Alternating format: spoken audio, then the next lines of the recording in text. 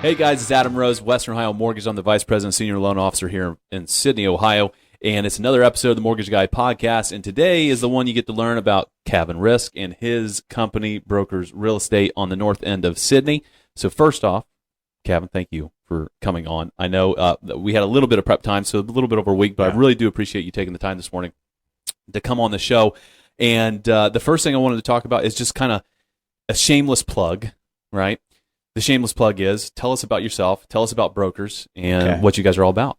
Well, good morning, and thank you for inviting me. I'm very bad as far as the elevator speech, but believe it or not. That's all right. I'm not very good at elevator speech either. Yeah, and not being a braggart. So, but what to me is hard to imagine is I look at you and how young. This is my 40th year in real estate. So, do we have a big party for 40 years? We're keeping that quiet, so I don't know how many people will see this. Not anymore. Yeah, not anymore. Right, so we got a couple thousand subscribers, so we'll see how many views we get. So I've absolutely loved real estate. Started in it and have I think to be good at something, you want to learn all facets. Right. So did the residential, then I did the house flipping. And at one time I used to teach. Have you heard of Hondros? Oh yeah, that's that's probably the number one live in-person school for real estate, nursing, mortgage. They do specialties like that. Yeah. So I actually was an instructor there. No, I didn't know that. Yeah. So I taught principles and practice, appraisal, and which is funny because I taught Patty Armstrong. I was her instructor. And then I was the first non-attorney to teach real estate law. So that's what you were using. You were using class time as recruiting time. If you Actually, I didn't do that. It worked out pretty good. Yeah. No. So because Patty is still with you. She is still with me. How long has Patty been in the game? I know she'll text me after she sees this, but I think remember? She's 20 plus. Yeah. Crazy, nuts. But we just love it. That's the thing. So. I don't know anybody that's watching this that knows us knows Patty, and everybody loves Patty. Yeah. I have no idea how she does it. Yeah, to be honest with you, she's always worked. I work all the time. She works more than I do. I was in the office until 8:00 last night, and when I left, she was still there. Oh yeah, I'm not surprised. Yeah. Not surprised at all. Yeah. So the reason I wanted to bring you on, we've had a lot of real estate agents on here talking about the differences between what their real estate company, other real estate companies. And I think our audience have seen and heard so much about residential real estate. And I know you dabble a little bit in the commercial side because I've seen commercial listings and land listings and all that. And I kind of wanted to jump in and learn a little bit more about that. So what's the main difference? Like if you have a client that's looking in general and someone's like, well, why can't I buy that place? And you say, well, that's commercial. So what's the difference between commercial, residential in nature, right?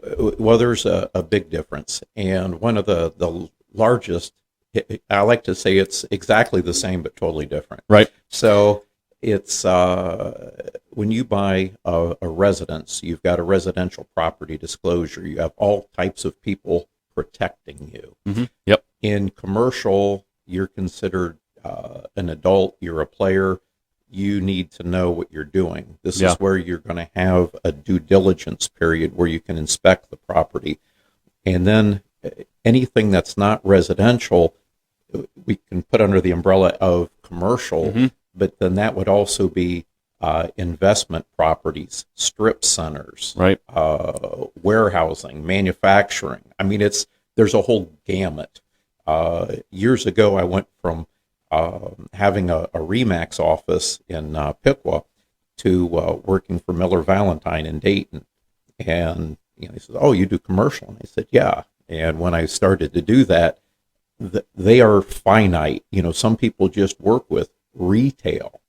Some people work with development of land. And those are all specialties. Yeah. So. And that's what we kind of want to dive into here in a few minutes.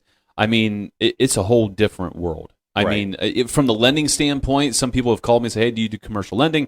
It's like, I can broker it out. It's not something we do here, but it's the wild, wild west. Exactly. There's really no restrictions on what a lender can do or offer or require in the commercial space. Right. We've heard people saying, yeah, it's only 10% down. You could do an SBA loan. Hey, I need a $20,000 non-refundable deposit. I've seen those.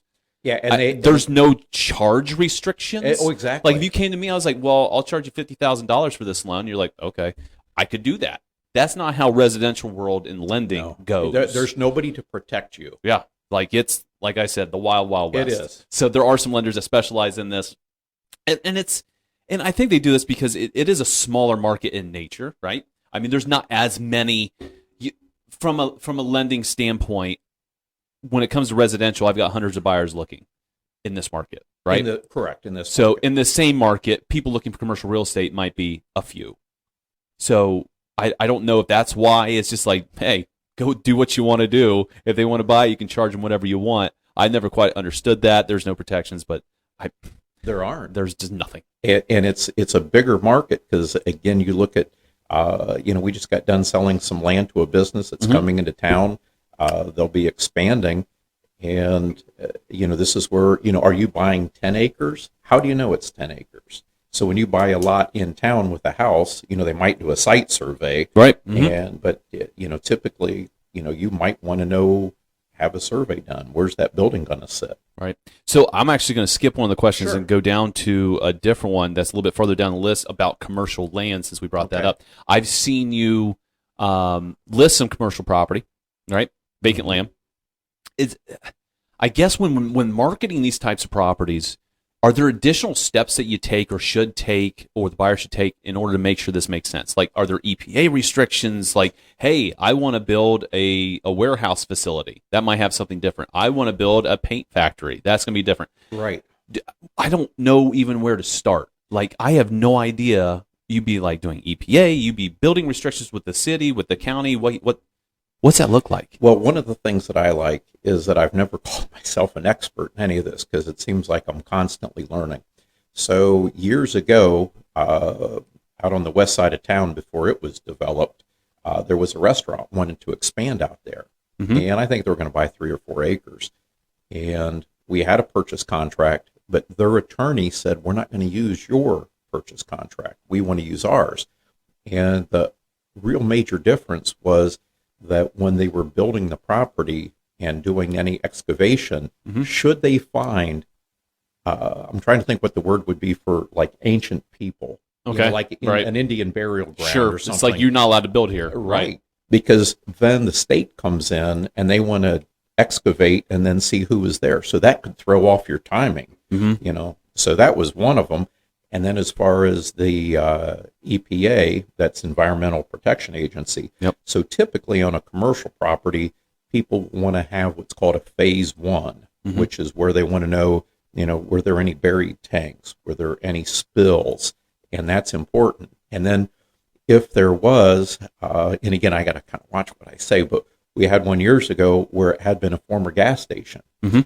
And they did all the rules to take it out of being a gas station back in the 60s. And what they would do then is, instead of removing the tanks, They buried it, didn't they? they would put a concrete slurry in, because if you don't put anything inside the tanks and it rains, the water table can raise that and it'll bust. So you would put a concrete slurry mixture in. And that's what they did. Then it transferred, became a restaurant, and then it was something else, and then there was a national chain wanted to buy it. And so when they did their title work, they were able to find this, and they said, well, we want to have, so the phase 1 said it was a gas station. And even though they had what's called an NFA letter, which stands for no further action from the EPA, so you think you're good, they said, no, we need to have test borings. So they did test borings on both sides of the tank, and they didn't find anything. And they said, why don't we do one more boring? Hey, we didn't find what we wanted. Yeah, there's no violation. No violation yet, but we're going to try to find one. So let's do one more. One more. So they for good measure. They went where the pump island was, and believe it or not, that's where they found a leak. So then they had to bust up all that concrete, dig everything up. They brought up the old tank, and they spent a bunch of money. Yeah. So good Lord. So that's called you have a phase 1, which tells you the history of phase 2. Right. Is the borings. Phase 3 is the remediation. And so that went through the whole thing. And then you want what's called an NFA letter. I was contacted by a gentleman the other day where the EPA is now changing their parts per million on some chemicals that could be found.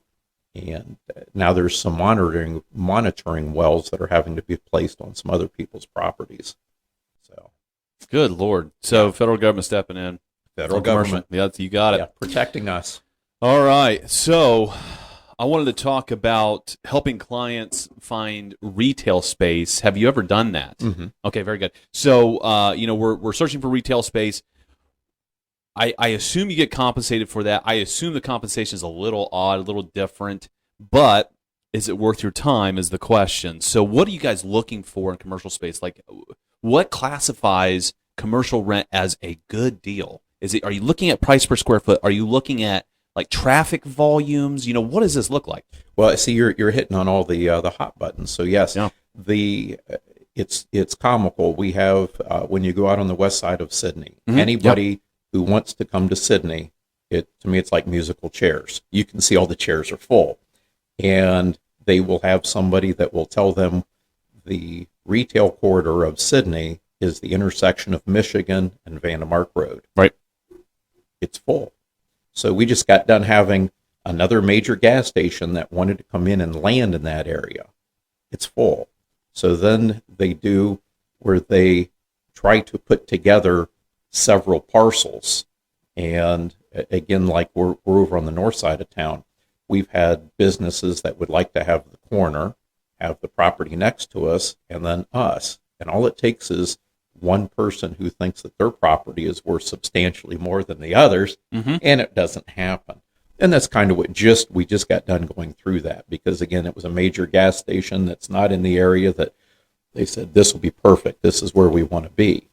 And again, there's people already there. Right. So, I was always surprised. We talked about the west end of town, mm-hmm. right? On that, it turns into 47, and there is no gas station. I'm just surprised that there's nothing on Menards parking lot, Lowe's parking lot, right across the street, because you have all that trucking, you have all those contractors going through constantly. Yes. And that is constantly busy, and I was always surprised by that. And so is there like a minimum, you said multiple parcels together in order to make it work. Is there an acreage? Do we know the size well, so years that you have to have for gas station? Yeah, so years ago, we we were involved in the Loves project, and their minimum was like 20 acres. Yeah, that place is huge. But what they do is very smart, is they're accounting for future expansion, mm-hmm. other types of businesses in the area. And then going back with the amount of traffic, they saw the amount of traffic. They also look at what is the sight distance, that people can see us on the interstate when we put up our sign. How do people know where we're at? So they do a lot of due diligence and investigation, so wherever they land. Mm-hmm. But we've now got other trucking companies and truck stops, fuel companies that want to be in the area. And so where do they go? Right. So fortunately, Sydney is blessed. We've got, 4 exits? 4. So yeah, you go to the north end a little bit farther, there's a lot of vacancies up that way, 25A. But to get back to your, again, you asked several interesting ones. Right. So you have the land, and then you have, what's the traffic? So it depends.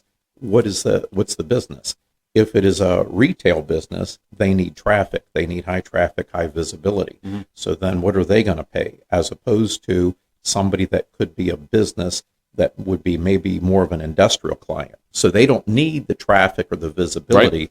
Their clients are going to be able to track them down. Right. So that would be, I would think less per square foot. What's driving the price the most? Obviously size, but location. Do higher traffic volume areas call for a higher price per square foot? Because they charge a per square foot basis, right? That's how you see the listing. For retail. For so retail, let's say right. you're if you're a tool and die shop, mm-hmm. you don't care that there's traffic. We're already here. We're just building widgets. Yeah. We don't care. Yeah.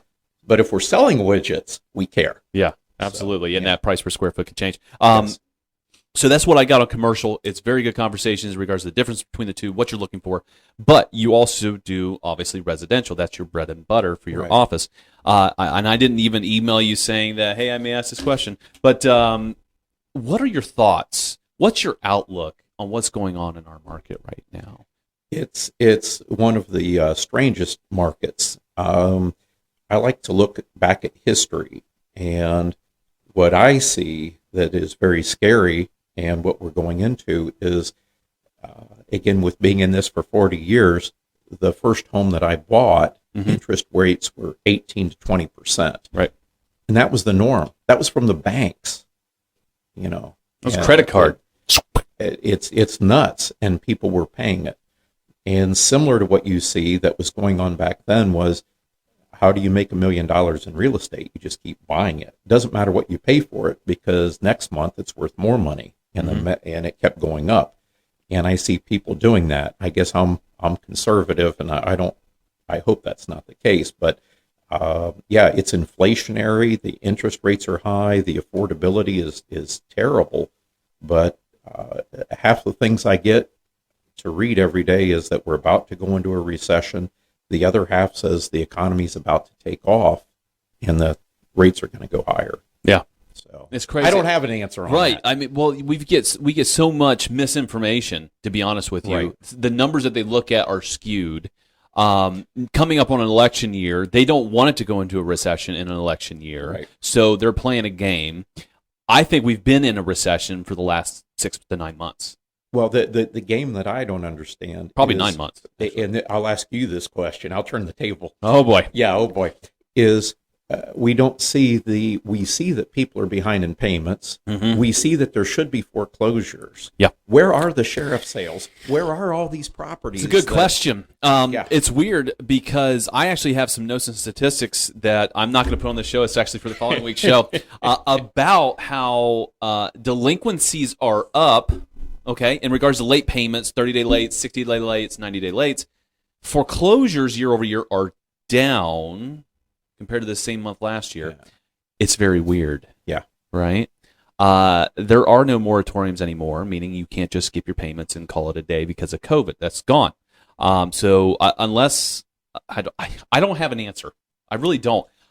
I'm trying to look into it because I actually just pulled this data literally yesterday. Yeah. And the data for September had come out, and I was just reading about it. I said, that's weird. You know, we have all these delinquencies. Delinquencies are up like 14%, but foreclosures and foreclosure proceedings and foreclosure letters being sent are down. Right. And how can I'm that like, be? how? That doesn't make any sense to me. So over the last 3 years, because you and I have talked about, the opportunity that should be right there, and it hasn't happened. They keep kicking the can. Correct. So we keep getting calls probably every 2 to 3 months from major lenders telling us that we need to get prepared to start to do short sales again. Yeah. And then nothing happens. Yeah, right.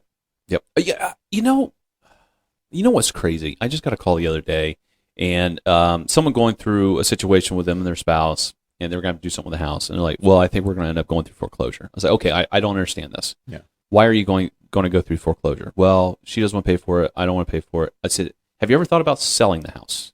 What a brilliant idea. Yeah.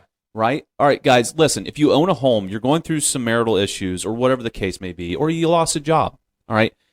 Don't be quiet about it and be like, maybe nobody will notice and I'll just deal with it on my own. Sell your house, people. Sell your house. Short sale is an option too. If you feel, hey, I just bought it 6 months ago, there's no way I'm going to make money, I'm going to bring money to the table, that's okay. Work with a real estate agent. They'll talk you through it. You might be able to get qualified for a short sale, which means that your current loan servicer will allow you to sell it for less than what you owe, okay? That could save the day for you. But keep your payments current if you can and try to go through that process. We should not see foreclosures ever. In this market, there's so much of an inventory issue. Sell your damn house. Right. Good Lord. We talk about this all the time, and I can't believe it still happens. Yeah. I understand certain circumstances, passing away, moving out of state, something happens there, but if you see it coming, just list it. Right? Yeah. I mean, good Lord. So, all right, moving on to the last piece because I could get really aggravated with that topic. And I have some market updates for the following week, which you'll get to see. Thank you. You're going to have some, there's interesting data that makes zero sense. Anybody we talk to, other lenders in the industry, we're like, okay, based off market conditions, our rates are actually supposed to be coming down right now, but they are not. There's actually downward pressure on the bond market, which should be bringing prices down. Right. But bonds are going up. It's very inverse, right, than a typical market. Right. It doesn't make any sense. So there's some players behind the curtains that we can't see. Something's happening. Well, that's like the banks out west. Right. They failed, and everyone was made whole. How can that be? Yeah. Oh, well, you know what's funny is, one, the Silicon Valley Bank, right? Barney Frank. Does anybody know who Barney Frank is, right? Congressman. The Frank Dodd Act. The Frank Dodd Act, who was heavily involved in the new regulation after 2008 about our industry, about making sure we're protecting consumers, not taking advantage, right? All this fun stuff. All sorts of changes have happened in our industry due to this gentleman. Yet he's on the board of a bank that just went through a major failure through failed investments and risky investments. I think it's comical. And they were protected. Yeah, and scot-free. Right. No worries, you're fine, guys. And the reason is because there was a lot of tech companies involved with that bank that could have caused a major ripple effect throughout the markets and crash the stock market. Yeah. That's why they were protected. So you just got to be too big to fail, guys. That's it. Yeah. So last question, real estate related story. So I kind of got away from this from some of our last clients because they're like, I don't really have a story I can share. Yeah. You're not scared. So do you have any odd real estate related stories? If you're going odd, then I had one in mind. Go, just give me what you got. What you got? Okay, I'll share this with you that really not that many people know, but I was asked to leave a house. Yeah. I was thrown out of a house, and I'll kind of watch where it was at. So, because relatives are still alive, it was very, very funny. These people, sometimes the city, and I'm trying to think who was it down at the county where they regional planning. Okay. So at some point they'll look at an area like Folkworth Avenue is a good example if you live in Sydney. If you go out to Folkworth Avenue where the Holiday Inn used to be, and then you go to Asbury's Trailer Park, or not Asbury's, Folkworth Trailer Park. But over in that direction, you've got Kroger behind you. So the city deemed all those houses through there as business. So you live in a residence, you've been paying a residential mortgage, and now all of a sudden it's considered commercial. So people... Which causes a problem if you try to sell it. Right, because you think you're selling a home, and no, the zoning is not residential, and you've got a problem. So that's happened.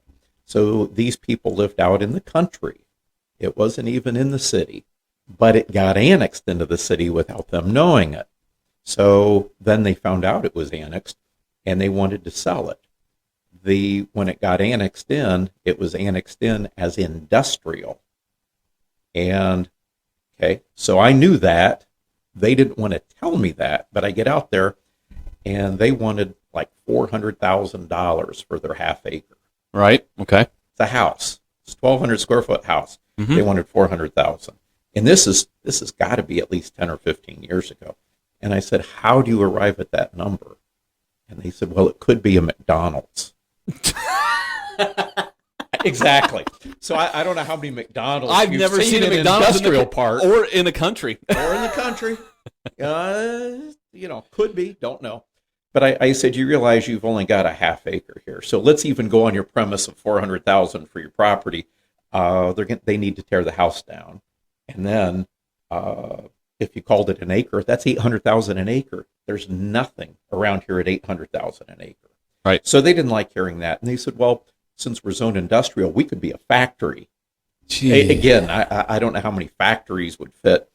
And just in case you don't know, I can't fit this office building on a half acre. No. And in case you don't know what the square footage is of an acre, is 43,560 square feet. Correct. An acre. So, a half acre is 20,000 square feet.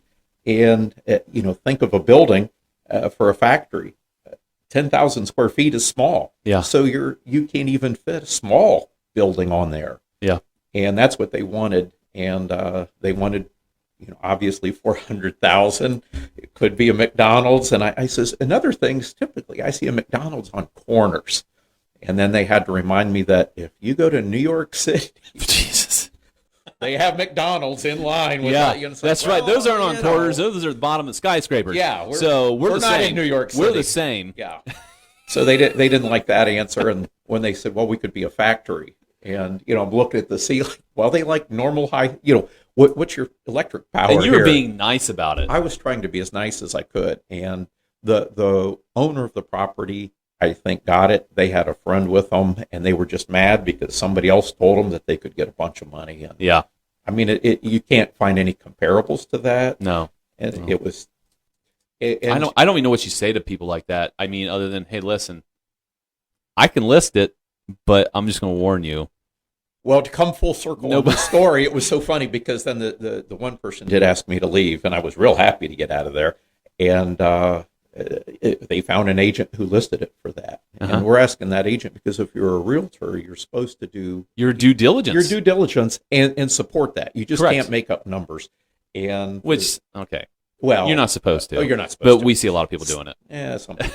So anyhow, they do that, and it was on the market for a couple years, and then the woman whose house it was, she did call me, and we talked, and she wanted me to sell it, and I told her I couldn't let it go. I says, well, do you remember I was asked to leave here? Yeah, you sure you want me to come back? Yeah, I couldn't let it go. And she said, I agreed with what you said, but she was getting a lot of information from a lot of people, and that none of them were real estate agents or knew what they were talking about. So I felt bad for thought we had an opportunity to get rich quick. Right. Like maybe this was a blessing in disguise, right? Getting annexed into the city and now considered industrial. Exactly. So did that property sell? It did. Okay. Buyers, owner occupied, or business? Do you recall? Oh yeah, it sold. It sold as for use as a residence. Okay. Somebody who bought it as an investment. Okay. And then is renting it out. All right. Fair enough. So fair enough. So you didn't run into a ton of problems on the lending side, at least. That's good. No. All right, I'm sure we got a lot more stories that we could talk about, but we're going to leave that. Maybe we can come on again, and we'll have some new topics and get some more stories. But that's all we're going to have this week. Caven, thank you again for coming on. I hope everybody gets a lot of good information out of that. If you're looking to open up a business and trying to figure out where to start, reaching out to your real estate agent and someone that has some experience in commercial real estate, give him a holler, and he can start your shopping process and what you should be looking for in that, and what may or may not be a good deal. So that's it for us this week, guys, on the Mortgage Guy Podcast. Remember, subscribe on YouTube. Check us out on Spotify and Apple Podcasts, and we'll see you guys next week.